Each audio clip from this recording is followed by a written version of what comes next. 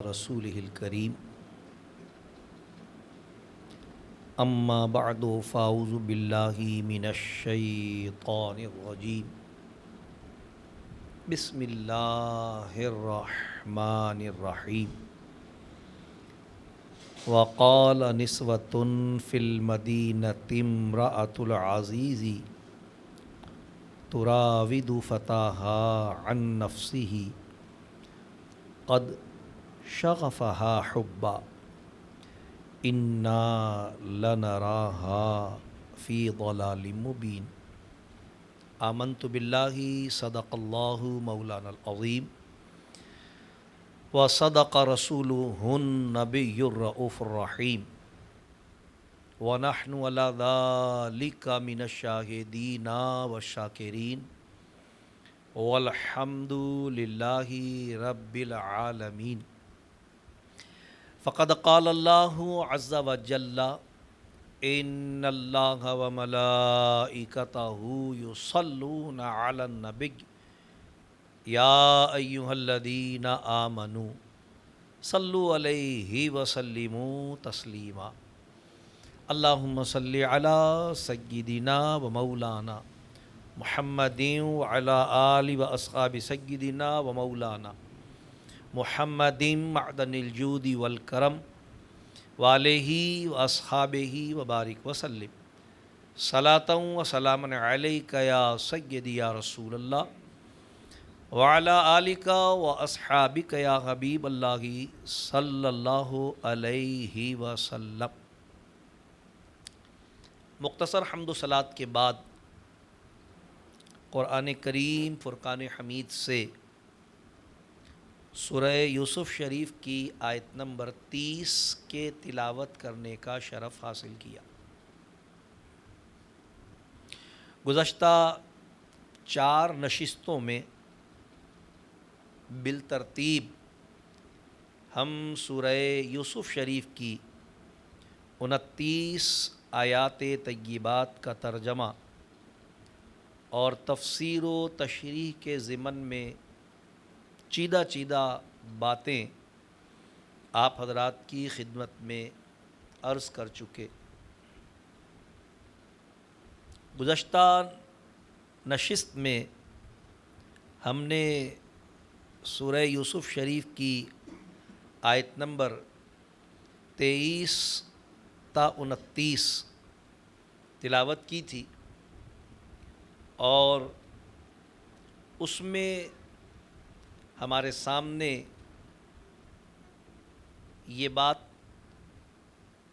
ان آیات مبارکہ کے مضمون کی صورت میں آئی تھی کہ اللہ تبارک و تعالیٰ نے حضرت یوسف علیہ السلام کے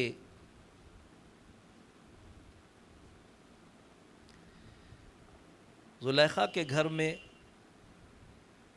تشریف فرما رہنے اور پھر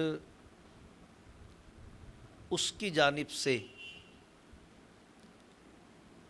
آپ کو اپنی جانب راغب کرنے کا تذکرہ فرماتے ہوئے ارشاد فرمایا کہ اس نے آپ کو ایک ایسے مقام پر طلب کیا کہ جہاں آپ تشریف فرما ہوئے اور وہ آپ کے بعد وہاں آئی اور اپنے پیچھے ترتیب وار 7 دروازے مقفل کرتی ہوئی آئی اور پھر اس نے تنہائی میں حضرت یوسف علیہ السلام سے بدی اور برائی کا ارادہ ظاہر کیا، جس پر حضرت یوسف علیہ السلام نے اللہ تبارک و تعالیٰ کی پناہ طلب کرتے ہوئے عزیز مصر کے اپنے محسن ہونے کا ذکر فرمایا اور پھر اس بات کا اظہار بھی کیا کہ اس نے مجھے اچھی طرح رکھا، میرے ساتھ بھلائی کی اور جو کچھ ارادہ تم ظاہر کرتی ہو یہ ظلم ہے اور ظالموں کا کبھی بھلا نہیں ہوتا۔ اللہ تبارک و تعالیٰ نے بھی اس بات کو ان آیات کے مضمون میں بیان فرمایا کہ عورت نے تو حضرت یوسف علیہ السلام کے ساتھ گناہ کا ارادہ کیا، یوسف علیہ السلام بھی ارادہ فرماتے، اللہ ارشاد فرماتا اگر ہماری نشانی نہ دیکھ لیتے، یعنی اللہ تبارک و تعالیٰ نے آپ کو اپنی نشانی دکھا کر ارادہ گناہ سے بھی محفوظ فرمایا۔ اور پھر ہم نے تفصیل عرض کر دیا تھا کہ وہ نشانی حضرت یعقوب علیہ السلام کا ان 7 تالوں میں بند کمرے میں یوسف علیہ السلام کی نگاہوں کے سامنے موجود ہونا تھا۔ اللہ تبارک و تعالیٰ نے ارشاد فرمایا کہ ہم نے یوں ہی کیا کہ اس سے برائی اور بے حیائی کو پھیر دے، بے شک وہ ہمارے چنے ہوئے بندوں میں سے ہے۔ اللہ تعالیٰ نے یوسف علیہ السلام کی رسالت و نبوت کو ظاہر فرمایا، اور پھر ارشاد فرمایا کہ جب یہ معاملہ ہوا یوسف علیہ السلام نے اپنے آپ کو بچانے کے لیے باہر نکلنے کی خاطر دروازے کی طرف دوڑ لگائی۔ رب کائنات نے ارشاد فرمایا دونوں دروازے کی طرف دوڑے۔ ظاہر ہے یوسف علیہ السلام باہر نکلنے کے لیے، جبکہ زلیخا حضرت یوسف کو پکڑنے اور قابو کرنے کے لیے ان کے پیچھے دوڑیں۔ اور اللہ تبارک و تعالی ارشاد فرماتا ہے کہ عورت نے اس کا کرتا پیچھے سے چیر لیا۔ اس کھینچا تانی میں ان کو پکڑ کر قابو کرنے کے ارادے سے جب انہوں نے ان کا کرتا پکڑا تو یوسف علیہ السلام کا کرتا پیچھے سے چر گیا۔ اور میں نے جیسا کہ عرض کیا تھا کہ یوسف علیہ السلام کا معجزہ ظاہر ہوا، ہر دروازے پر پہنچ کر آپ نے جیسے ہی تالے پر نگاہ کی تو تالا ٹوٹ کر گرتا گیا، کنڈی کھلتی گئی، یوسف علیہ السلام باہر تشریف لے آئے۔ رب کائنات فرماتا ہے اور دونوں کو عورت کا میاں دروازے کے پاس ملا۔ جو ہی یوسف علیہ السلام باہر تشریف لائے، ظاہر ہے آپ دوڑ رہے تھے، آپ کی سانس پھولی ہوئی تھی، پیچھے سے عورت بھی دوڑتی ہوئی آئی، اس کی بھی سانس پھولی ہوئی تھی۔ مرد یہ منظر دیکھ کر حیران رہ گیا۔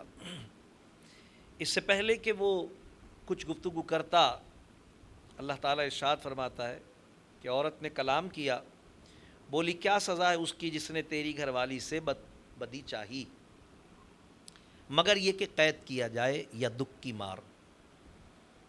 اس سے پہلے کہ یوسف علیہ السلام کلام کرتے، اس نے یہ ظاہر کرنے کی کوشش کی کہ یوسف علیہ السلام نے برائی کا ارادہ کیا، لیکن اس خوف سے کہ کہیں جذبات میں آ کر وہ یوسف علیہ السلام کو قتل نہ کر دے، خود ہی یہ کہہ دیا کہ قید کیا جائے یا ان کو مارا پیٹا جائے۔ اور پھر حضرت یوسف علیہ السلام نے اپنی صفائی پیش کی، ارشاد فرمایا کہ اس نے مجھ کو لبھایا کہ میں اپنی حفاظت نہ کروں۔ اور عورت کے گھر والوں میں سے ایک گواہ نے گواہی دی۔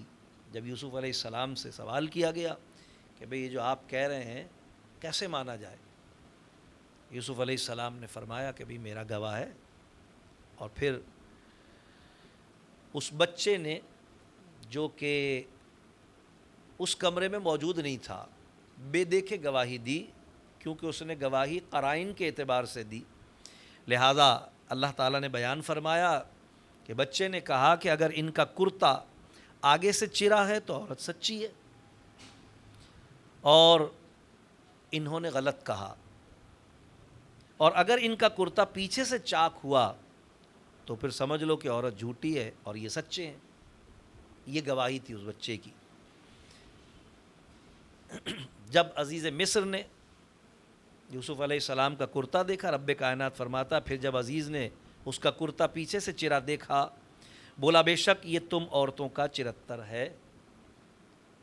مجھے ساری بات سمجھ میں آ چکی ہے، بات واضح ہو چکی ہے۔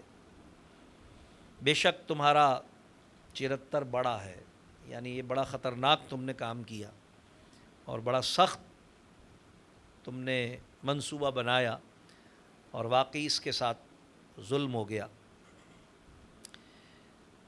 اور پھر یوسف علیہ السلام کو ظاہر گھر کا معاملہ تھا، عزت کی بات تھی، اللہ تعالیٰ ارشاد فرماتا ہے اس نے یوسف علیہ السلام سے کہا کہ اے یوسف تم اس کا خیال نہ کرو، اور اپنی بیوی کو مخاطب کر کے کہا کہ اے عورت تو اپنے گناہ کی معافی مانگ، بے شک تو خطا کاروں میں سے ہے۔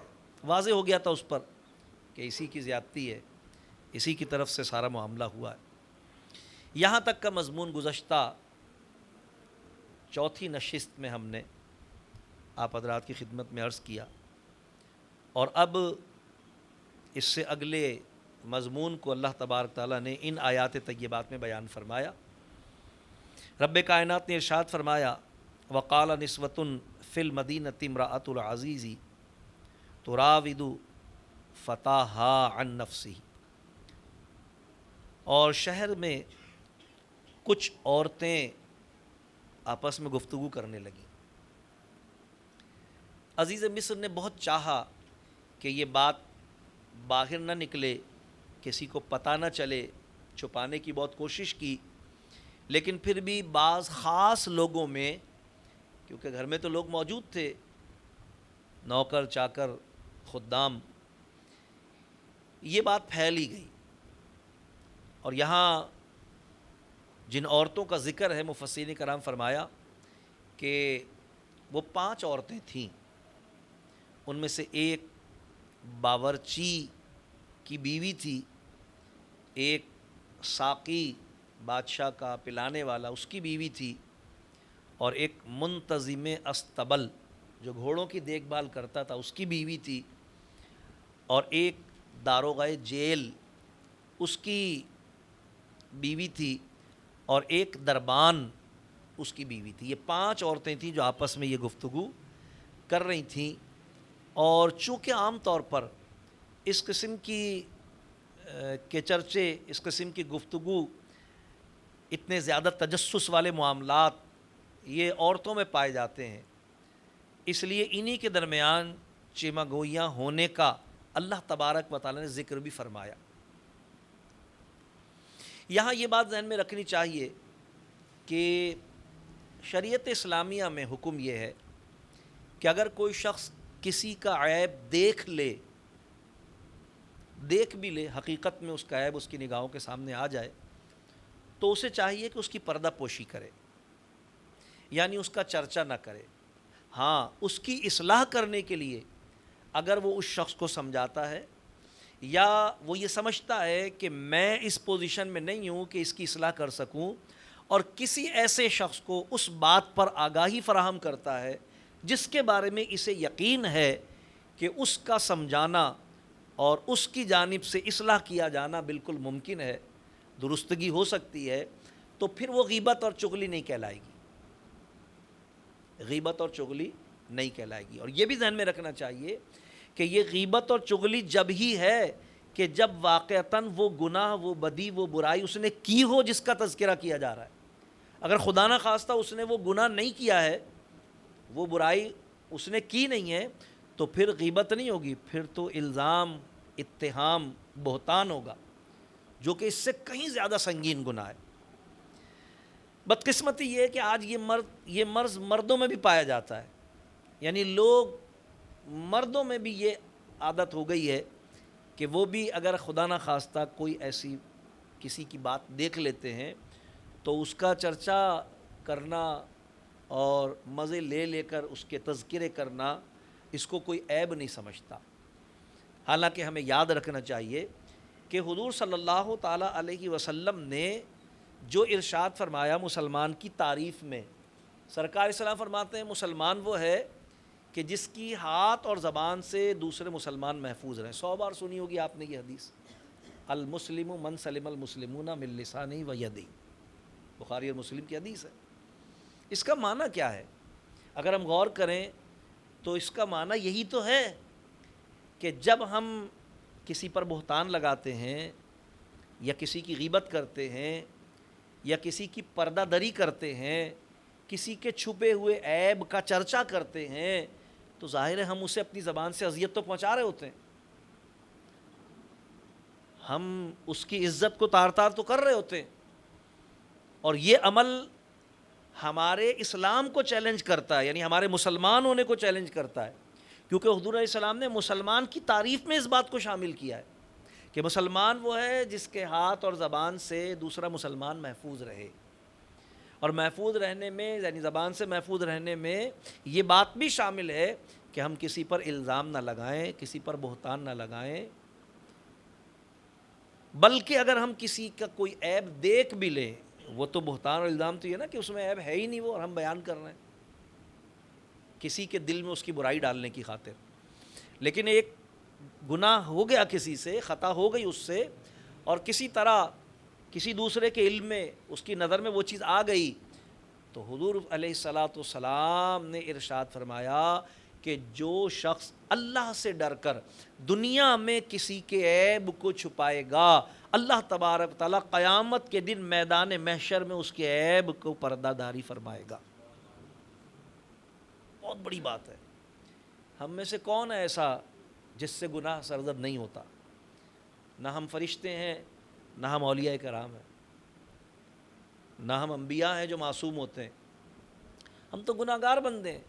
ہم کسی کا گناہ بیان کرتے وقت یہ کیوں نہیں سوچتے کہ ہم سے بھی تو 100 گناہ سرزد ہوتے ہیں؟ اللہ نہ کرے اگر اللہ نے ہمارے عیبوں پر سے پردہ ہٹا دیا اور ہمارے عیبوں کا چرچا کر دیا تو ہم کس کو منہ دکھانے کے قابل رہے؟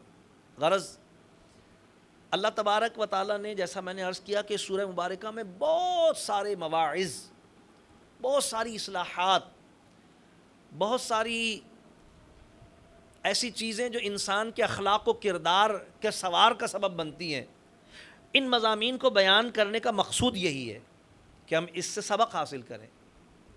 اللہ تبارک و تعالیٰ نے کیوں اس چیز کا تذکرہ فرمایا اور کیوں اس کے برے ہونے کو اور اس کے عیب ہونے کو بیان فرمایا؟ الغرض اللہ تبارک و تعالیٰ نے ارشاد فرمایا کہ عورتوں میں اس کا چرچا ہونے لگا اور عورتیں اس کا تذکرہ کرنے لگیں اور کہنے لگیں کہ عزیز کی بیوی نوجوان کا دل لبھاتی ہے، بے شک وہ اس کی محبت اس کے دل میں بس گئی ہے، وہ اس کی محبت میں مبتلا ہو گئی ہے۔ اور پھر ساتھ ہی ساتھ انہوں نے یعنی اپنے مشاہدے اور تجربے کی بنیاد پر کہا کہ ہم تو اسے صریح اس کی محبت میں ڈوبا ہوا پاتے ہیں، خود رفتہ پاتے ہیں، ڈوبا ہوا۔ یہاں میں پھر تھوڑی سی اس لفظ پر گفتگو کرنا چاہوں گا، مگرچہ میں نے پچھلے درس میں بھی اس پر پہلی نشست میں بھی گفتگو کی تھی۔ دیکھیے یہاں پر بھی لفظ دلال مبین موجود ہے کہ ان عورتوں نے کہا انا لنراہا فی ضلال مبین، ہم تو اسے صریح خود رفتہ اس کی محبت میں ڈوبا ہوا پاتے ہیں۔ اب یہاں پر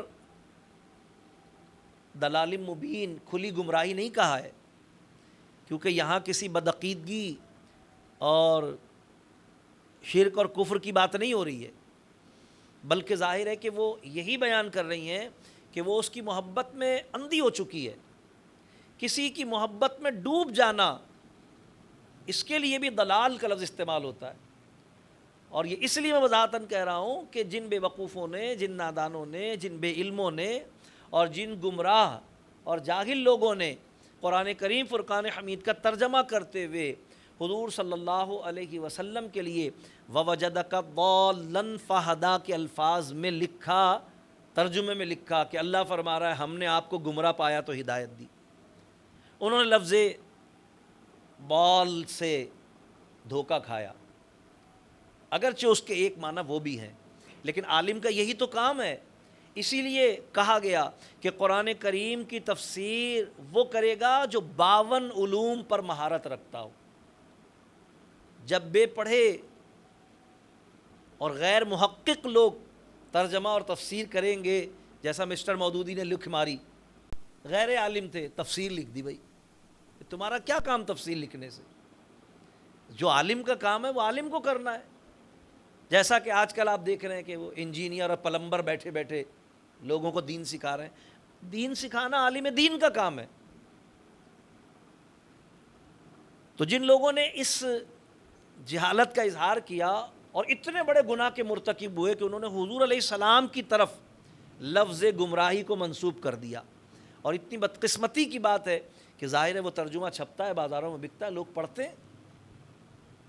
آپ اپنے محلے کی مسجد میں چلے جائیں، دیکھ لیں، اٹھا لیں، موجود ہے اس میں یہ. اب کوئی غیر مسلم اگر قرآن کریم کا نسخہ کوئی اٹھائے اور کسی مسلمان کے سامنے رکھے اور وہ کہے کہ جو نبی تمہارا یہ کتاب لے کر آیا تھا اسی کتاب میں خود اس کے لیے لکھا ہوا ہے کہ وہ گمراہ تھا، پھر بعد میں اللہ نے اسے ہدایت دی، کیونکہ ترجمہ یہی لکھا ہوا ہے، ہم نے آپ کو گمراہ پایا تو ہدایت دی. تو وہ تو تمہیں کیا ہدایت دے گا؟ معاذ اللہ.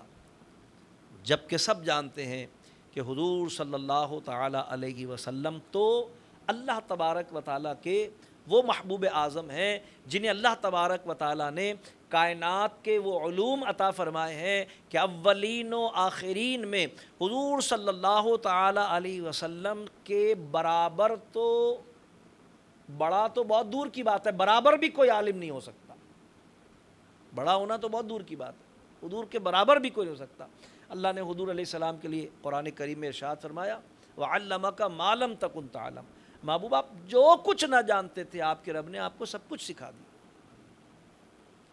اس لیے میں نے یہاں یہ وضاحت کی کہ جن لوگوں نے اس طرح کے ترجمے کیے ہمیں ان کے ترجمہ تراجم قرآن کا مطالعہ نہیں کرنا چاہیے، ہمیں مودودی کا ترجمہ نہیں پڑھنا چاہیے، ہمیں تھانوی کا ترجمہ نہیں پڑھنا چاہیے.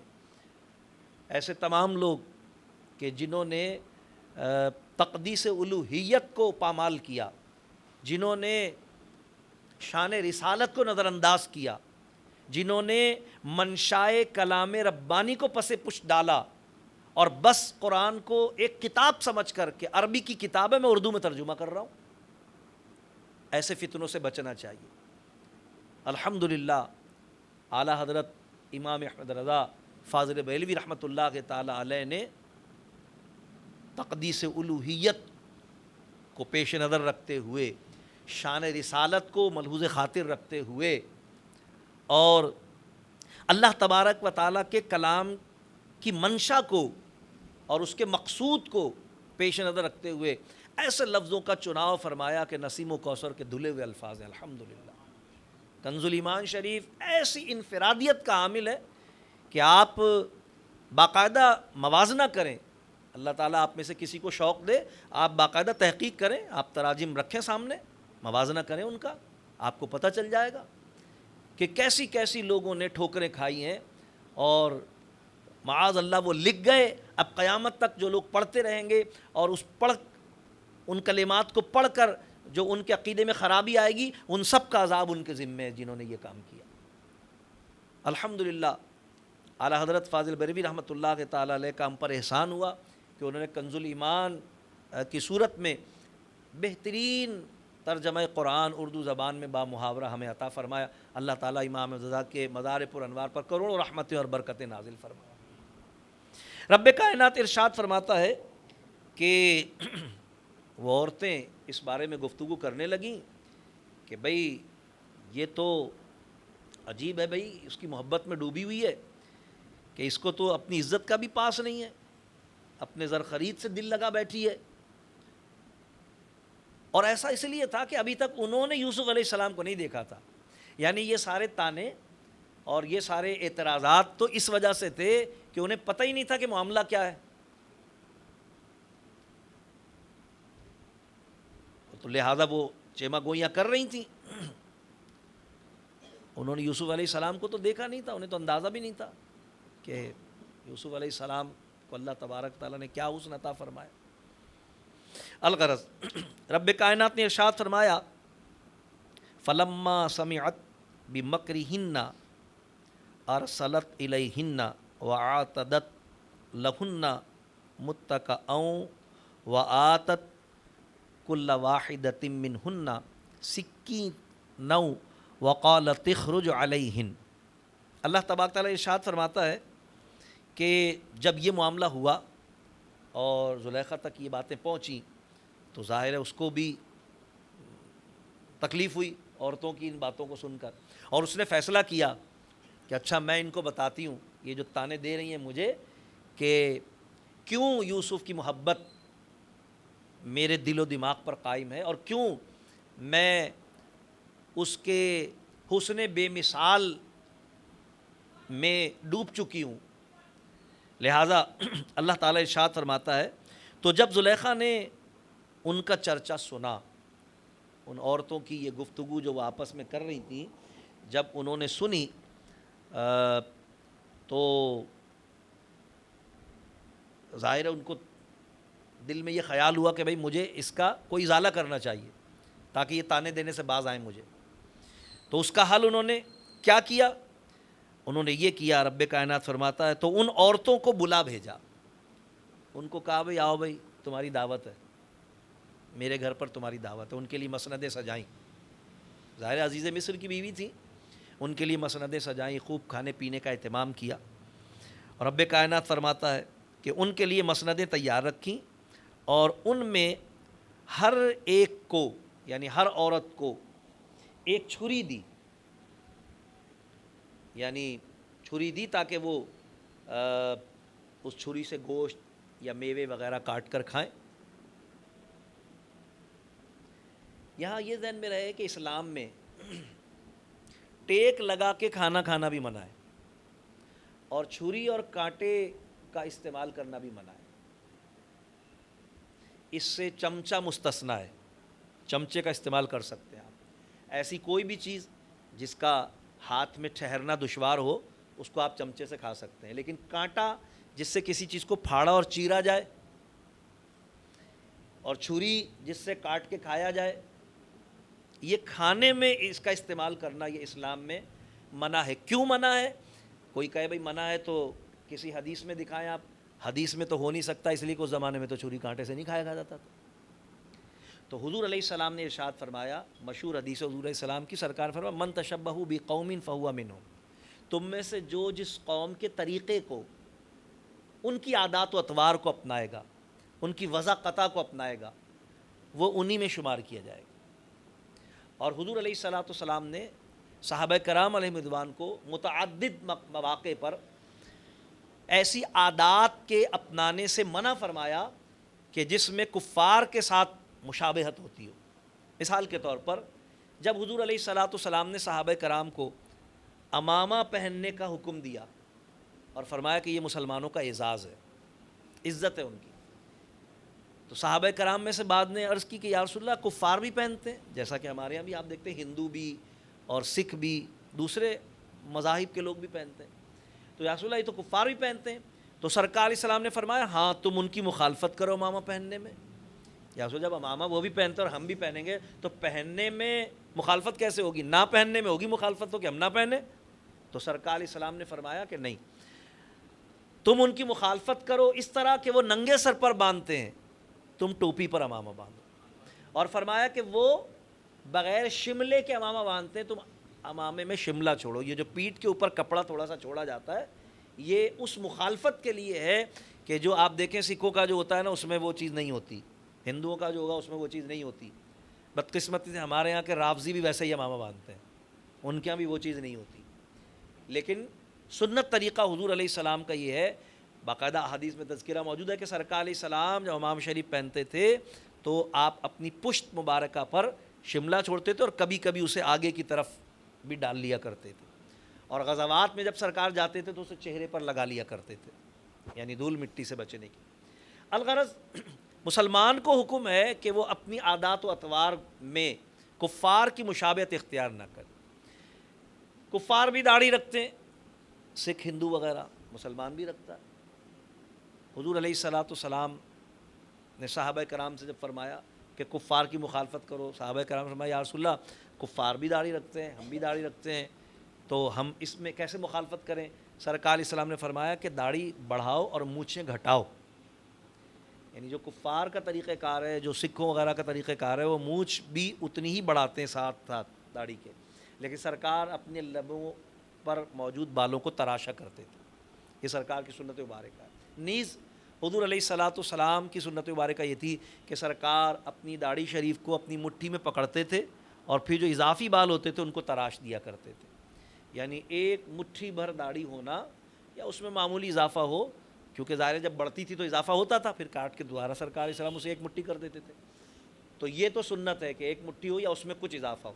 لیکن آپ دیکھتے ہیں بعض لوگوں کی سکھوں کی طرح لمبی لمبی داڑھی ہوتا ہے، خاص طور پہ غیر مقلدین کا وہی طرز عمل ہے.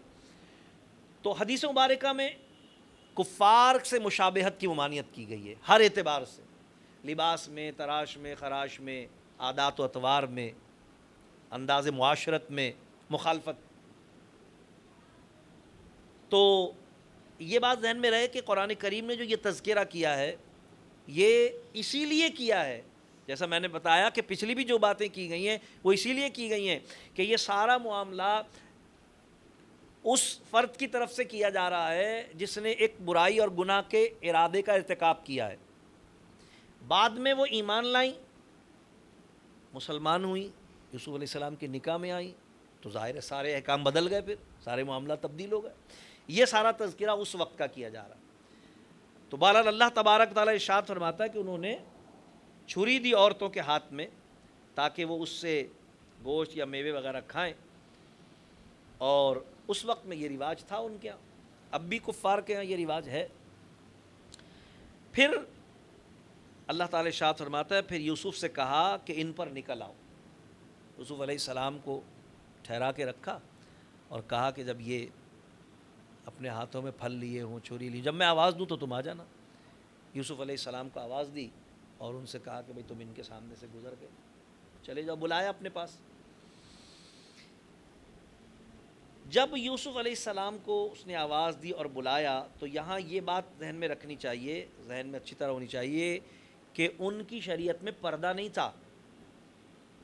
یعنی کوئی یہ سمجھے کہ بھئی یوسف علیہ السلام عورتوں کے سامنے کیسے آ گئے، تو ان کی شریعت میں پردہ نہیں تھا اور وہ عورتیں مسلمان بھی نہیں تھیں، تو ظاہر احکام شریعت ان پہ لاگو نہیں تھے. ایک بات. دوسری بات یہ بھی ذہن میں رکھنی چاہیے کہ زلیخا بہرحال یعنی یوں کہہ لیجئے کہ آقا تھیں اور یوسف علیہ السلام ان کے زرخرید غلام تھے، تو ظاہر ہے کہ حکم کی پابندی بھی ان کو کرنی تھی، یعنی انحراف کا چارہ نہیں تھا ان کو. اور یہ تو حکم بھی ایسا نہیں تھا کہ اس میں کوئی انحراف کی گنجائش ہوتی.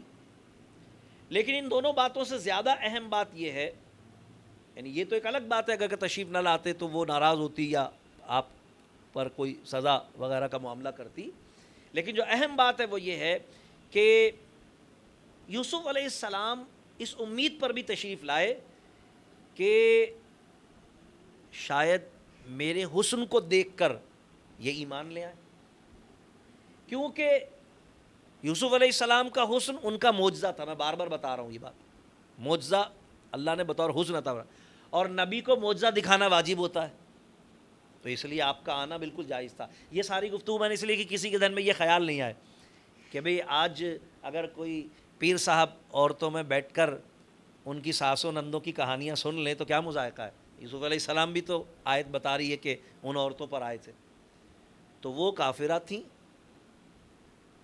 شریعت میں اسلام اس وقت شریعت میں پردہ نہیں تھا.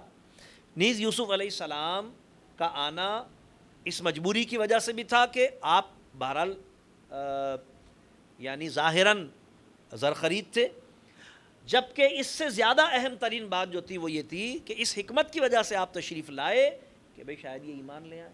اور ایسا ہی ہوا کہ انہوں نے یوسف علیہ السلام کو دیکھا تو کیا ہوا، سنیے قرآن. اللہ تبارک تعالیٰ ارشاد فرماتا ہے کہ جب یوسف علیہ السلام کو انہوں نے کہا کہ بھئی آئیں، اللہ فرماتا ہے فَلَمَّا رَأَيْنَهُ أَكْبَرْنَهُ، جب عورتوں نے یوسف علیہ السلام کو دیکھا تو ان کی بڑائی بیان کرنے لگی، ان کی تعریف کرنے لگی. ان کو دیکھنے میں اور ان کی تعریف کرنے میں وہ ایسی مگن ہو گئیں، ان پر جذب کی کیفیت ہو گئی، بے ہوشی والی کیفیت، بے خودی والا عالم ہو گیا. اللہ تعالیٰ فرماتا ہے وَقَطَّعْنَا أَيْدِيَهُنَّ، ان عورتوں نے اپنی انگلیوں کو کاٹ لیا، بجائے پھلوں کو کاٹنے کے انہوں نے اپنے ہاتھ کاٹ لیے. وَقُلْنَا حَاشَا لِلَّهِ ما ھذا بشرا، اور کہنے لگیں اللہ کو پاکی ہے، ان کے منہ سے اللہ کا نام جاری ہو گیا، اللہ کو پاکی ہے، یہ جن سے بشر میں سے نہیں ہے، یہ انسان نہیں ہے، یہ ان عورتوں کا کلام ہے جو اللہ تبارک تعالیٰ ارشاد فرما رہا ہے۔ یوسف علیہ السلام کو دیکھ کر انہوں نے، علماء کرام فرماتے ہیں اس سے معلوم ہوتا ہے کہ بے خودی کی حالت میں انسان مکلف نہیں رہتا، اسی لیے سوئے ہوئے شخص پر احکام شریعت جاری نہیں ہوتے، اسی لیے بے ہوش شخص پر احکام شریعت جاری نہیں ہوتے، اسی لیے مجنون شخص پر احکام شریعت جاری نہیں ہوتے، کیونکہ احکام شریعت میں آپ جب بھی سنتے ہیں تو آپ سنتے ہیں عاقل و بالغ ہونا، یعنی وہ شخص سن شعور کو بھی پہنچا ہو اور عقل بھی رکھتا ہو، تب احکامات شریعت اس پر جاری ہوتے ہیں۔ اب یہاں صورتحال یہ تھی کہ وہ بے خود ہو گئی تھیں اور یہ عمل ان سے بے خودی میں ہوا، ورنہ انسان کا اپنے آپ کو زخمی کرنا یہ نہ تو جائز ہے کسی بھی دین میں، کسی بھی مذہب میں، اور نہ ہی یہ ممکن ہے، خاص طور پہ عورت، وہ تو ذرا سا ہاتھ کٹ جائے تو چیخ و پکار مچا دیتی، ہاتھ ہی کاٹ لیے اپنے انہوں نے۔ اللہ تبارک و تعالیٰ نے ان کے اس عمل پر کوئی ملامت بھی نہیں فرمائی، اسی لیے،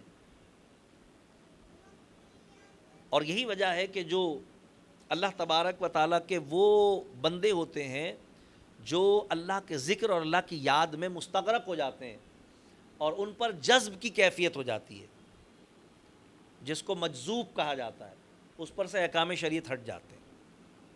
مجذوب کون ہوتا ہے؟ مجذوب وہ ہوتا ہے کہ پھر اسے بھوک پیاس اور گرمی سردی بھی نہیں لگتی، یہ والے مجذوب نہیں جو سڑکوں پہ لمبے لمبے ناخن اور گلے میں مالائیں اور ہاتھوں میں کڑے ڈال کے بیٹھے ہوئے ہیں اور لوگ کہہ رہے ہیں بابا بہت پہنچے ہوئے ہیں۔ وہ کہاں پہنچے ہوئے ہیں سب کو پتہ ہے، وہ شام کو پہنچاتے بھی ہیں تھانے میں، کیونکہ جتنا جمع ہوتا ہے اس میں حصہ لگا ہوتا ہے ان کا۔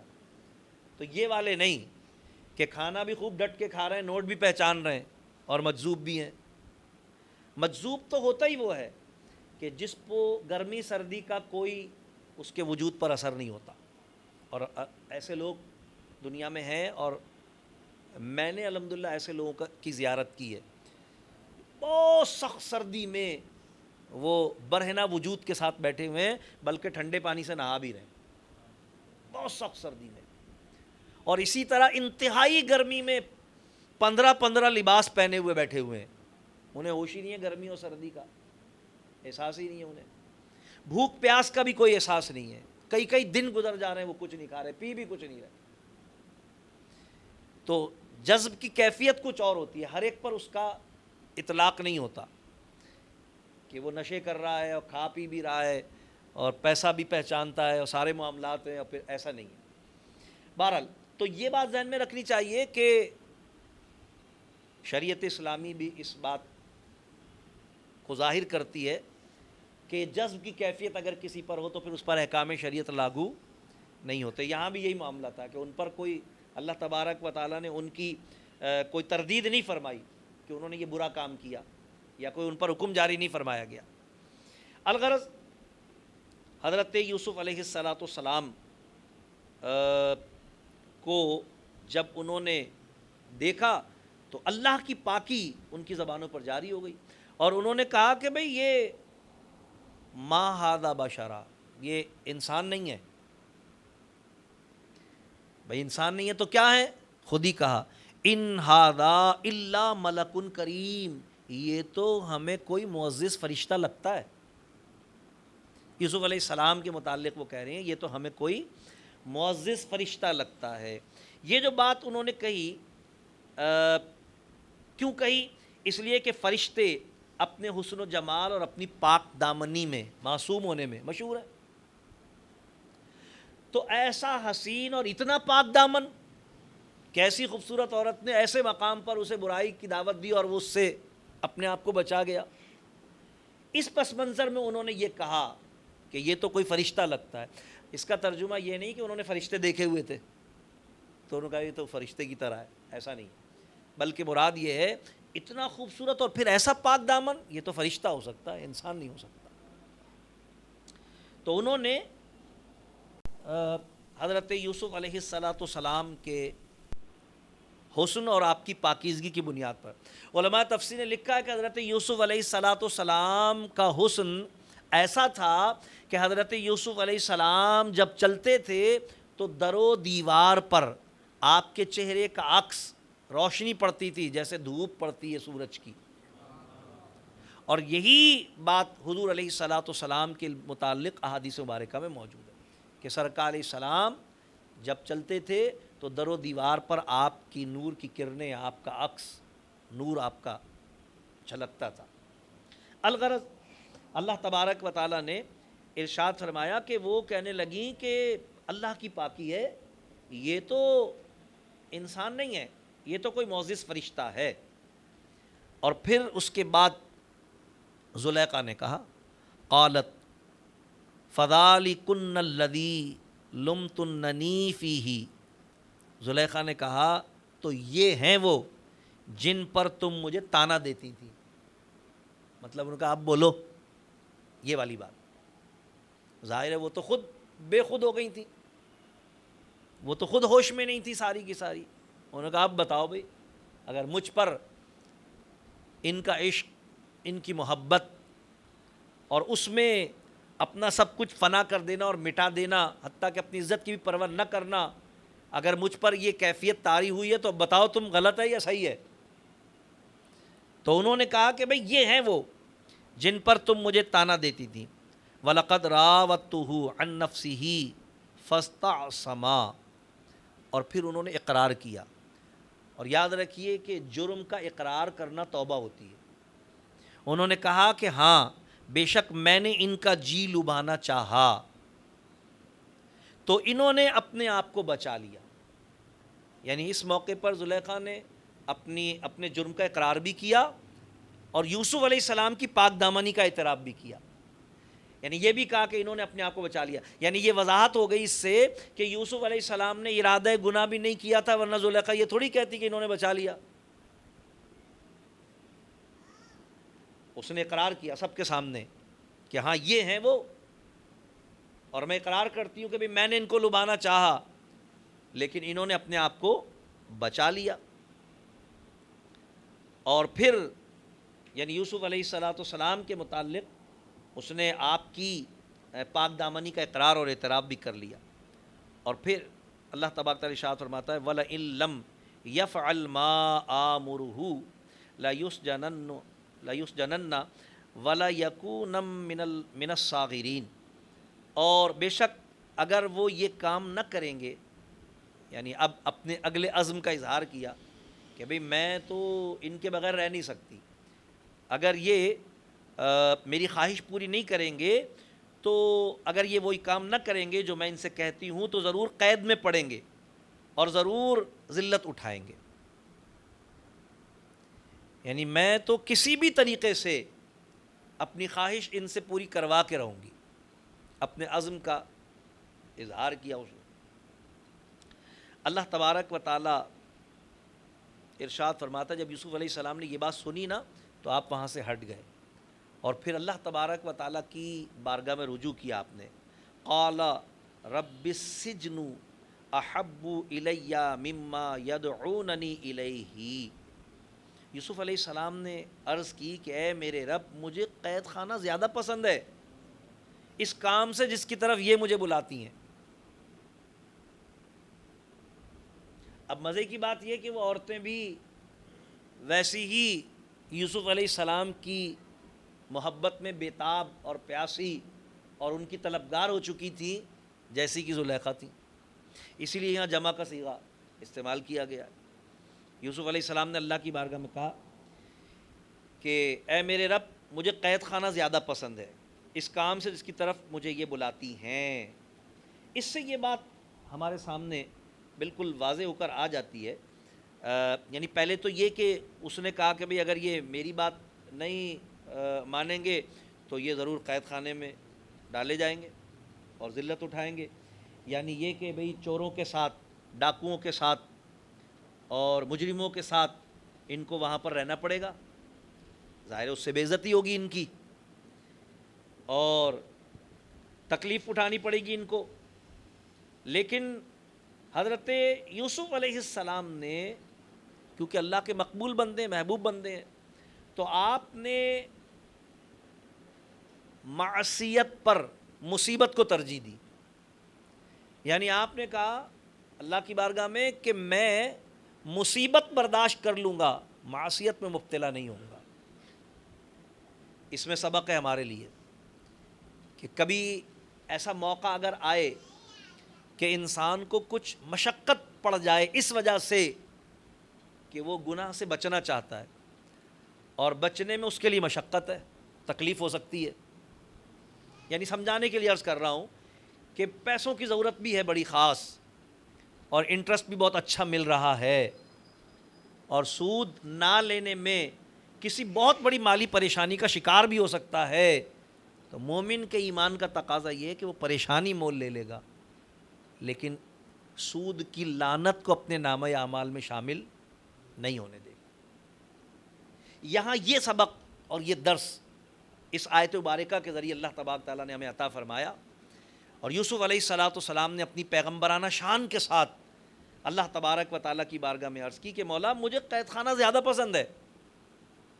یعنی یہ تکلیف جو دنیاوی معاملات کے اعتبار سے مجھ پر آئے گی، میں اس سے بالکل بھی ناگواری اور ناپسندیدگی ظاہر نہیں کروں گا، اس مقابلے میں کہ میں دنیاوی راحت اور آسائش اور آرام پانے کی خاطر تیری نافرمانی کروں اور گناہ اور بدی میں مبتلا ہو جاؤں، ایسا نہیں ہوگا.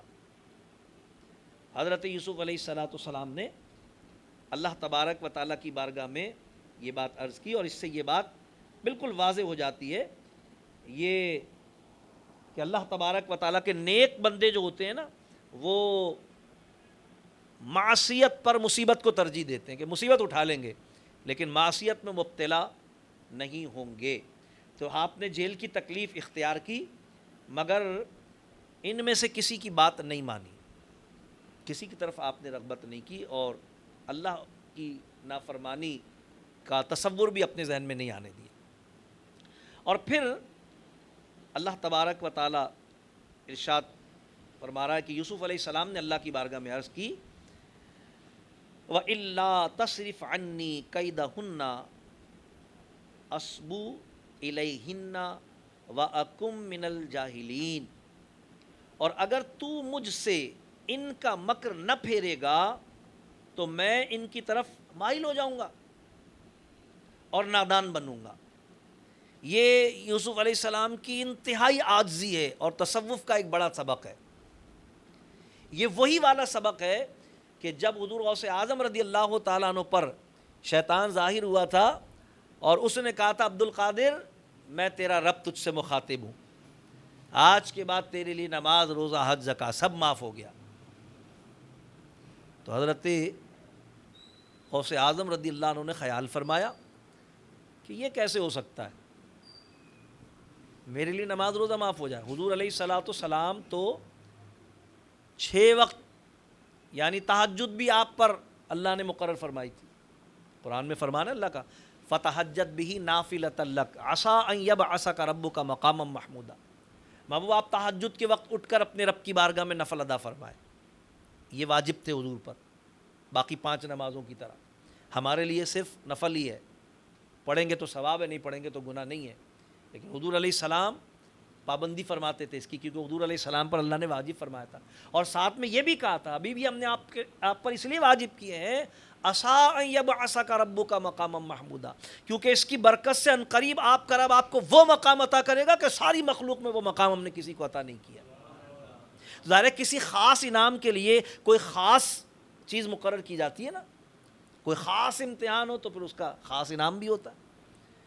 تو حضور غوث اعظم نے خیال کیا یہ کیسے ہو سکتا ہے، حضور پر ہونی چاہیے تھی معاف، صحابہ کرام پہ نماز روزے معاف ہونے چاہیے تھے، ہم پہ کیسے ہو سکتے ہیں. تو آپ نے یعنی اس علم کی برکت سے جو 25 سال مشقت کے ساتھ آپ نے حاصل کیا تھا، اس بات کو سمجھا اور لا حول ولا قوت الا باللہ العظیم پڑھا. یہ تو اللہ کا کلام ہو ہی نہیں سکتا. جیسے ہی آپ نے پڑھا تو وہ روشنی اندھیرے میں تبدیل ہو گئی، پھر اس اندھیرے میں سے اس تاریکی میں سے آواز آئی کہ عبد القادر تو نے پہچان تو مجھے لیا کہ میں شیطان ہوں، لیکن میں شاباشی دیتا ہوں تجھے کہ واقعی تو بڑا عالم ہے، کیونکہ آج تجھے تیرے علم نے بچا لیا۔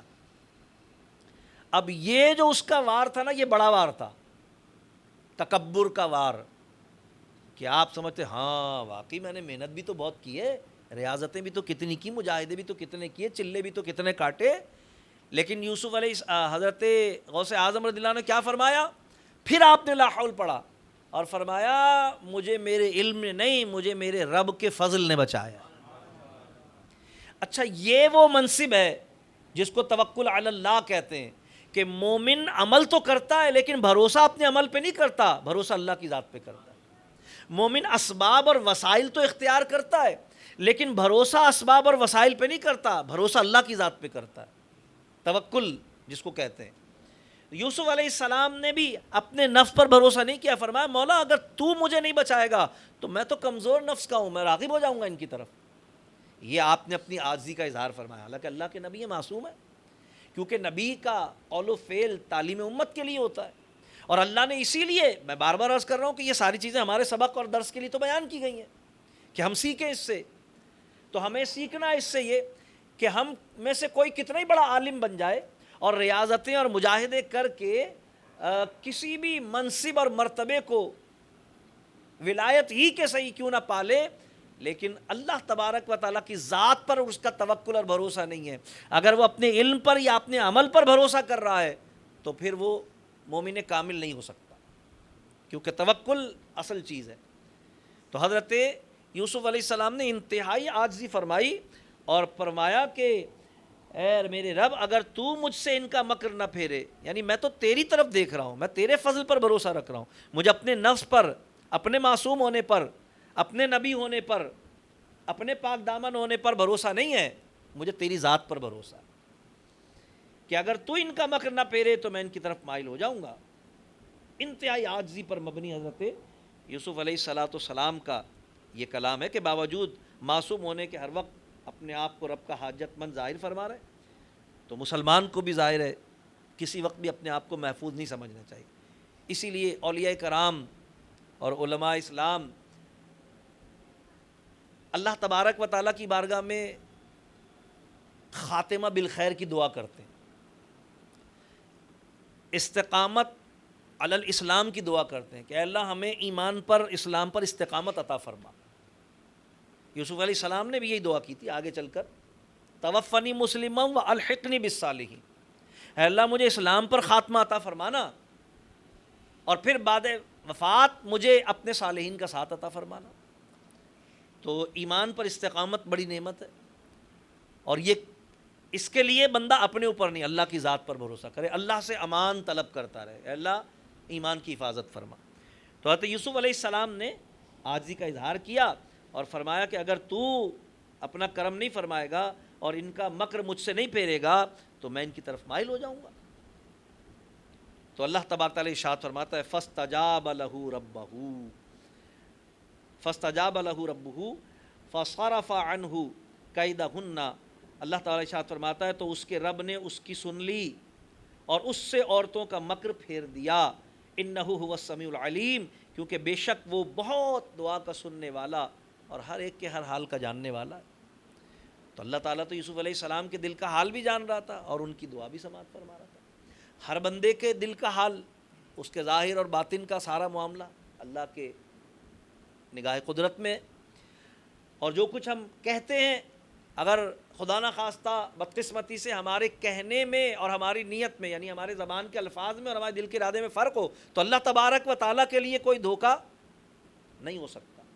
وہ ہمارے دل کا حال بھی جانتا ہے، ہماری زبان سے نکلنے والے الفاظ بھی، لہذا ہمیں چاہیے کہ اپنے ظاہر اور باطن کو ایک بنائیں، جو ہمارے دل میں ہو وہی ہماری زبان پر ہو۔ منافقت کس چیز کا نام ہے؟ کہ زبان پر کچھ اور ہو اور دل میں کچھ اور ہو۔ اہل حق کا طریقہ یہی ہے کہ وہ دل میں بھی سچائی رکھتے ہیں اور زبان پر بھی سچائی ہی جاری رکھتے ہیں۔ تو حضرت یوسف علیہ السلام نے اللہ تبارک و تعالیٰ کی بارگاہ میں دعا فرمائی، رب کائنات فرماتا ہم نے ان کی دعا کو قبول فرما لیا، اور پھر اللہ تبارک تعالیٰ یوسف علیہ السلام کو ان عورتوں کے پھندوں سے بچا لیا، اگرچہ جیل میں رکھا، اور اللہ نے اس کو احسان فرمایا۔ کیوں؟ اس لیے کہ اللہ نے انہیں گناہ سے بچا لیا۔ گناہ سے بچ جانا اللہ کی بڑی نعمت ہے۔ اور مجھے یاد ہے میں پہلے اس نشست میں یہ جملہ کئی بار دہرا چکا ہوں کہ اہل تصوف فرماتے ہیں نیکی کا موقع ملنے پر نیکی کر لینا کوئی کمال نہیں ہے، سعادت ہے۔ سعادت کی بات ہے کہ نیکی کا موقع ملا اور میں نے نیکی کر لی۔ فرمایا نیکی کا موقع ملنے پر نیکی کر لینا سعادت ہے، کمال نہیں ہے۔ پوچھا کمال کیا ہے؟ فرمایا گناہ کا موقع ملے اور اللہ کے ڈر کی وجہ سے گناہ نہ کرے، یہ کمال ہے، یہ کمال ہے۔ اللہ تعالیٰ کسی کو گناہ سے بچا لے، اس پر اللہ کا شکر ادا کرنا چاہیے۔ بلکہ صوفیہ کرام فرماتے ہیں کہ اگر کسی شخص کو گناہ کرنے کا موقع نہیں مل رہا تو یہ اللہ کا بڑا کرم ہے اس پر، کیونکہ انسان کا نفس کمزور ہے، آزمائش میں آ جاتا ہے انسان کہ پیشکش ہو گناہ کی اور پھر وہ راغب نہ ہو۔ تو اگر کوئی ایسی جگہ رہتا ہے کہ وہاں اس کو گناہ میسر نہیں ہوتے، یہ بھی اللہ کی ایک نعمت ہے۔ ایسے ماحول میں رہتا ہے کہ وہاں برائی کرنے کا اس کو موقع نہیں ملتا، بہت اچھی بات ہے، اللہ کا بڑا کرم ہے یہ۔ تو اللہ تبارک تعالیٰ نے یوسف علیہ السلام کو جیل میں رکھا، لیکن اس گناہ سے اللہ نے بچا لیا اور اسے احسان کا پتہ چلا۔ اللہ اگر کسی کو کسی گناہ سے بچا لے تو یہ بڑی نعمت ہے اللہ کی، اسی لیے اللہ تبارک و تعالیٰ سے خیر کی دعا کرنی چاہیے۔ پھر اللہ تبارک تعالیٰ ارشاد فرماتا ہے ثم بدا لہم من بعد ما رأوا الآیات لیسجننہ حتی حین۔ رب کائنات ارشاد فرماتا ہے پھر سب کچھ نشانیاں دیکھ دکھا کر پچھلی مت انہیں یہی آئی، یعنی جب یہ سارا معاملہ ہو گیا تو پھر آخر کار بہت کوشش کی کہ بھئی کسی طرح یہ معاملہ دب جائے، کسی کو پتہ، کیونکہ ظاہر تو ہو چکا تھا نا کہ غلطی میری بیوی کی ہے، تو اس نے ہر طرح سے کوشش کی کہ معاملے کو دبایا جائے۔ پہلے یوسف علیہ السلام کو سمجھایا بجھایا، پھر ان لوگوں کو دبانے کی کوشش کی، لیکن اس کے باوجود بھی جب یہ معاملہ نہیں دب سکا، یعنی پہلے تو ان کی رائے یہی تھی کہ اس واقعے کا کوئی اثر نہیں لیا جائے، مگر کچھ عرصے بعد جب صورتحال تبدیل ہوتی ہوئی نظر آئی اور چیمہ گوئیاں بڑھ گئیں، تو اسی میں مصلحت دیکھی کہ یوسف علیہ السلام کو جیل بھیج دیا جائے تاکہ ہماری عزت بچ جائے، لوگ یہ سمجھیں کہ بھئی جرم اس کا ہوگا جبھی تو جیل بھیجا گیا ہے۔ وہ اس تاثر کے لیے ان کو جیل بھیج دیا گیا، اور دل میں تو جانتے تھے کہ یوسف علیہ السلام بے قصور ہے، زبان سے بھی کہہ چکے تھے آپ بے قصور ہیں، اور اس وقت ان کا ارادہ یہ تھا کہ 2-4 دن، ہفتہ 10 دن ان کو جیل میں رکھیں گے، جب یہ بات پھیل جائے گی تو بس ٹھیک ہے معاملہ ختم ہو جائے گا، پھر ان کو واپس لے آئیں گے۔ شاہ مصر کی 3 جیلیں تھیں، ایک سجن قتل، ایک سجن عذاب اور ایک سجن عافیت، یہ 3 جیلیں تھیں اس کی۔ سجن قتل کیا تھا کہ بہت گہرائی میں کنواں کھودا ہوا تھا اور اوپر سے بندے کو اس میں پھینک دیا جاتا تھا، ظاہر ہے وہ نیچے جا کے مر جاتا تھا، وہ سجن قتل کہلاتا تھا۔ کہ بھئی جیل تو تھی لیکن ایسی کہ اس میں سے واپس بالفرض اگر اس گرنے کے بعد وہ بچ بھی جائے تو جس اذیت کے ساتھ وہ مرتا تھا سوچ بھی نہیں سکتا کوئی، ظاہر ہے وہاں تو پھر کچھ نہیں ہوتا تھا۔ اور دوسری اس کی سجن عذاب تھی کہ جو وہ بھی زمین کے اندر تھی اور اس نے مختلف زہریلے کیڑے وغیرہ چھوڑے ہوئے تھے، اس میں وہ لوگوں کو ڈال دیتے تھے جتنے وقت کے لیے بھی وہ چاہتے اس کو عذاب دینا، تکلیف دینا۔ اور ایک سجن عافیت تھی کہ جو زمین کے اوپر تھی، اور اس میں ایسے لوگوں کو رکھا جاتا تھا جن کا مقدمہ ابھی چل رہا ہو، فیصلہ ابھی نہیں ہوا، مقدمہ چل رہا ہے، ملزم ہے مجرم نہیں ہے، ان کو وہاں رکھا جاتا تھا۔ یوں سمجھ لیں آپ جیسے لاک اپ، کہ لاک اپ میں جو ہوتا ہے نا وہ ملزم ہوتا ہے، مجرم نہیں ہوتا۔ جب مجرم ہو جاتا ہے عدالت سے تو پھر جیل بھیج دیا جاتا ہے اس کو۔ تو یہ جو تیسری والی جیل تھی اس میں یوسف علیہ السلام کو رکھا گیا، سجن عافیت اس کا نام تھا، اس میں یوسف علیہ السلام کو رکھا گیا، اور یہ زمین کے اوپر تھی۔ حضرت یوسف علیہ السلام کو وہاں پر رکھ دیا گیا، اور پھر کیا ہوا کہ حضرت یوسف علیہ السلام کو جب اس میں بھیج دیا گیا، اللہ تبارک تعالیٰ ارشاد فرماتا ہے اب کچھ وقت ہو گیا، آپ وہاں تشریف فرما ہو گئے، جب آپ کو جیل بھیجا گیا تو آپ کے ساتھ اللہ فرماتا ہے وَدَخَلَ مَعَهُ السِّجْنَ فَتَيَانِ، حضرت یوسف علیہ السلام کے ساتھ قید خانے میں دو جوان بھی داخل ہوئے، یعنی جس وقت آپ کو قید خانے میں بھیجا گیا اس وقت دو افراد کو اور قید خانے میں بھیجا گیا، اسی میں سجن عافیت میں۔ یہ کون تھے دو؟ ان میں سے ایک تھا باورچی خانے کا داروغہ اور دوسرا تھا بادشاہ کا ساقی۔ انہی کی بیویوں نے وہ باتیں بھی کی تھی جو میں نے پہلے بھی ذکر کیا تھا۔ ان دونوں پر الزام تھا، یعنی وہ واقعہ رونما ہوا تھا، یہ واقعہ ہوا تھا عزیز مصر کے گھر میں، اور جو واقعہ قتل کا جو یہ جو مجرم آئے تھے یہ آئے تھے بادشاہ کے محل سے۔ ان میں الزام کیا تھا کہ ان میں سے کسی نے یا دونوں نے بادشاہ کو زہر دیا ہے، یہ الزام تھا ان پر۔ اور کیونکہ ظاہر ہے کہ ابھی الزام تھا تو ان کو وہاں رکھا گیا تھا اور تفتیش ہو رہی تھی، تو یہ دونوں وہاں موجود تھے اور کچھ وقت گزر گیا۔ وقت گزرنے کے ساتھ ساتھ یہ وہاں موجود رہے۔ اللہ تعالیٰ ارشاد فرماتا ہے قال احدہما انی ارانی اعصر خمرا، تو ان میں سے ایک بولا، نیند سے بیدار ہوا، صبح سو کر اٹھے، اور ایک نے گفتگو کی یوسف علیہ السلام سے، کہا کہ میں نے خواب دیکھا ہے کہ میں شراب نچوڑ رہا ہوں۔ یہ ساقی کا خواب تھا، اس نے دیکھا کہ میں انگوروں کے باغ میں ہوں اور وہاں انگوروں کے پکے ہوئے خوشے لگے ہیں جنہیں نچوڑ رہا ہوں۔ اور پھر دوسرا شخص بولا، وہ جو اس کے ساتھ ہی تھا دوسرا، وہ بھی نیند سے بیدار ہوا تھا، وہ بھی صبح سو کر اٹھا تھا، اس نے کہا وقال الآخر، اللہ فرماتا اور دوسرے شخص نے کہا ان ارانی احمل فوق رأسی خبزا تأکل الطیر منہ، دوسرا بولا کہ میں نے خواب دیکھا ہے کہ میرے سر پر کچھ روٹیاں ہیں جن میں سے پرندے کھا کھا کر اڑ رہے ہیں، لے لے کر اڑ رہے ہیں۔ نبئنا بتأویلہ، ہمیں اس کی تعبیر بتا دیجئے۔ اب یہ تعبیر انہوں نے یوسف علیہ السلام سے پوچھی کیوں؟ اس کی وجہ بتائی، فرمایا انا نراک من المحسنین، کیونکہ ہم آپ کو بہت نیکوکار دیکھ رہے ہیں۔ ظاہر یوسف علیہ السلام جب وہاں تشریف فرما تھے تو آپ دن میں روزہ رکھتے تھے، رات کو نماز میں مشغول رہتے تھے، قیدیوں کی مصیبت میں کام آتے تھے، حسن سلوک کرتے تھے۔ غرض آپ کا اخلاق و کردار دیکھ کر، ظاہر ہے وہ تو 24 گھنٹے ساتھ رہ رہے تھے جیل میں، انہوں نے فیصلہ کیا بھئی ان سے تعبیر پوچھنی چاہیے، بھئی نیک آدمی ہے، فصیح و بلیغ ہیں، ان سے تعبیر پوچھنی چاہیے۔ لہٰذا انہوں نے کہا کہ بھئی آپ ہمیں تعبیر بتائیے۔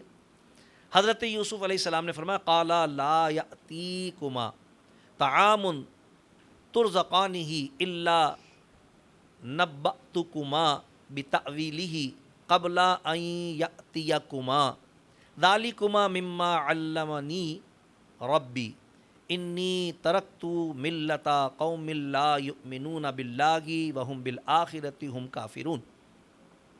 یوسف علیہ السلام نے کہا کہ جو کھانا تمہیں ملا کرتا ہے، ابھی دوپہر کا کھانا آنے میں دیر تھی، وہ تمہارے پاس نہ آنے پائے گا کہ میں اس کی تعبیر اس کے آنے سے پہلے تمہیں بتا دوں گا۔ یعنی وہ جو خواب کی تعبیر میں تمہیں بتاؤں گا وہ تو بات کی بات ہے، لیکن میری بتائی ہوئی تعبیر کتنی سچی ہوگی یہ ثابت کرنے کے لیے میں پہلے سے تمہیں بتا رہا ہوں کہ جو کھانا تمہارے پاس آنے والا ہے میں اس کے آنے سے پہلے تمہیں بتاؤں گا کہ کیا کھانا آنے والا ہے، کیا کھانا آنے والا ہے ابھی، یہ میں تمہیں بتا دوں گا۔ یوسف علیہ السلام نے یہ بات اس لیے آپ نے فرمائی تاکہ اپنے علم کو ظاہر کریں۔ اپنے علم غیب کا آپ نے ذکر کیا کہ مجھے رب نے ایسا علم عطا فرمایا ہے کہ تمہیں کھانے کے متعلق تمام باتیں پہلے سے بتا سکتا ہوں کہ تم کب اور کیا کھاؤ گے اور اس کھانے کا اثر کیا ہوگا اور کھانا کہاں سے آئے گا. یہ فقط مثال کے طور پر نہ تھا بلکہ حقیقت تھی، کیونکہ آپ تو علوم غیبیہ کے پورے پورے واقف تھے اللہ تبارک تعالیٰ کی عطا سے. لہذا آپ نے فرمایا کہ یہ ان علموں میں سے ہے جو مجھے میرے رب نے سکھایا ہے. یہ بات بھی آپ نے اسی لیے کہی تاکہ ان پر آپ کا نبی ہونا اور اللہ تبارک و تعالیٰ کے دین کا پیش کرنا ثابت ہو جائے کہ بھئی یہ وہ علوم ہے جو میرے رب نے مجھے سکھائے. یعنی میرا یہ علم لدنی ہے، میں نے کسی استاد سے حاصل نہیں کیا ہے، بلا واسطہ رب نے مجھے یہ علوم غیبی عطا فرمائے ہیں. اور اسی سے یہ بات واضح ہو جاتی ہے کہ دنیا میں کوئی کتنا ہی بڑا عالم ہو لیکن نبی کے برابر کوئی عالم نہیں ہو سکتا، کیونکہ انبیاء براہ راست اللہ تبارک تعالیٰ کے شاگرد ہوتے ہیں. دنیا میں کوئی کیسا ہی عالم ہو کسی دوسرے عالم کا شاگرد ہوگا بہرحال، لیکن انبیاء کرام براہ راست اللہ تبارک تعالیٰ کے شاگرد ہوتے ہیں. یہ بات حضرت یوسف علیہ السلام نے ارشاد فرمائی کہ بے شک میں نے ان لوگوں کا دین نہ مانا. یعنی آپ نے پہلے تبلیغ کی ان کو تعبیر بتانے سے پہلے، اور اس کی حکمت بھی میں عرض کروں گا. تعبیر بعد میں بتائی، تبلیغ پہلے کی. اپنا نبی ہونا، ان کا اللہ کا بندہ ہونا، دین اسلام کا سچا ہونا. فرمایا کہ بے شک میں نے ان لوگوں کا دین نہیں مانا، یعنی باوجود ہے کہ میں اپنے گھر میں بہت کم رہا، ان بزرگوں کی صحبت کم میسر ہوئی. اب تک زندگی کا اکثر حصہ مصر میں گزارا جہاں لوگ بے دین ہیں، اس کے باوجود میں نے ان کا دین پرورش ہوئی ہے. اپنے باپ داداؤں کے دین پر میں قائم رہا، میں نے ان کا دین قبول نہیں کیا. اور فرمایا کہ جو اللہ پر ایمان نہیں لاتے اور وہ آخرت کے منکر ہیں، میں نے ان کا دین قبول نہیں کیا کیونکہ یہ اللہ پر ایمان نہیں لاتے اور یہ آخرت کے منکر ہیں. معلوم ہوا کہ پیغمبر کسی حال میں بھی مشرک و کافر یا بد مذہب نہیں ہوتے، سب اپنے ماں باپ سے دین لیتے ہیں اور یہ لوگ ماں باپ کو بھی دین دیتے ہیں. ظاہر ان کا تو معاملہ ایسا ہی ہوتا ہے نا. یہ بھی معلوم ہوا کہ اپنا دین چھپانا نہیں چاہیے، اس کا اعلان ضروری ہے. آپ کافروں کے ملک میں تھے مگر آپ نے اپنا ایمان چھپایا نہیں، اسلام اور ایمان کو ظاہر فرمایا. اور پھر آپ نے ان کو گویا تبلیغ بھی فرما دی اور فرمایا وَاتَّبَعْتُ مِلَّةَ آبَائِي ابراہیم و اسحاق و یعقوب، اور میں نے اپنے باپ دادا ابراہیم اور اسحاق اور یعقوب کا دین اختیار کیا. اور پھر اس بات کو بھی آپ نے واضح کر دیا کہ میں نے ان کا دین اختیار کیا جو میرے بزرگ ہیں. پتہ چلا کہ دین وہی سچا ہے جو بزرگوں کا دین ہے اور جس میں بزرگ پائے جاتے ہیں. الحمدللہ عقیدہ حق اہل سنت و جماعت کی حقانیت کے دلائل میں سے یہ بات ہے کہ تمام بزرگوں کا عقیدہ اہل سنت تھا اور قیامت تک اولیاء اللہ اہل سنت میں ہی آتے رہیں گے. یوسف علیہ السلام نے فرمایا اور فرمایا ما کان لنا ان نشرک باللہ من شیء، ہمیں نہیں پہنچتا کہ کسی چیز کو اللہ کا شریک ٹھہرائیں. ذالک من فضل اللہ علینا، اور یہ اللہ کا ہم پر فضل ہے. یعنی ہم جماعت انبیاء پر اللہ کا یہ فضل ہے کہ اللہ تبارک و تعالی ہمیں لوگوں کی گمراہیوں اور برائیوں سے محفوظ رکھتا ہے. اللہ تبارک و تعالی کا ہم پر انعام ہے، اللہ کا فضل ہے گروہ انبیاء پر کہ وہ ہم کو ہر عقیدے اور عمل کی برائی سے بچا لیتا ہے. معلوم ہوا کہ نبی اعلان نبوت اور اظہار نبوت سے پہلے بھی اور بعد میں بھی ہر قسم کی بد عقیدگی اور بد عملی سے محفوظ ہوتے ہیں. جو انہیں کسی وقت بد عقیدہ معاذ اللہ مانے وہ اس آیت کا منکر ہے. اور پھر اس کے ساتھ ہی ساتھ آپ نے فرمایا وَعَلَى النَّاسِ وَلَكِنَّ أَكْثَرَ النَّاسِ لَا يَشْكُرُونَ، فرمایا اور لوگوں پر اللہ تبارک و تعالیٰ کا ایک فضل ہے ہم پر اور لوگوں پر، یعنی ہماری وجہ سے لوگوں پر بھی اللہ تعالیٰ کا فضل ہوتا ہے، ہمارے ذریعے دین ان تک پہنچتا ہے.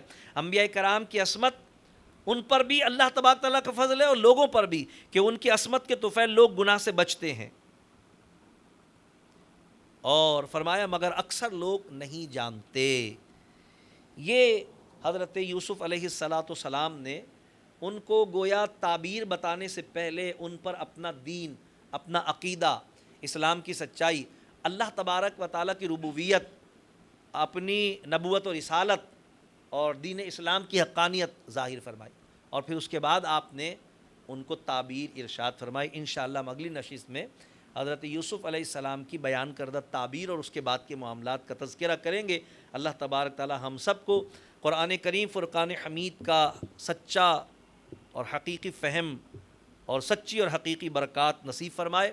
بالخصوص حضرت یوسف علیہ السلام کی پاک دامنی کے صدقے اللہ تبارک تعالی ہمیں ہر طرح کے گناہوں اور ہر قسم کی بدعقیدگی سے محفوظ و مامون فرمائے۔ اللہ تعالی مجھے اور آپ کو عقیدہ حق، اہل سنت و جماعت پر استقامت اور ایمان پر خاتمہ بالخیر عطا فرمائے۔ وآخر دعوانا ان الحمد للہ رب العالمین۔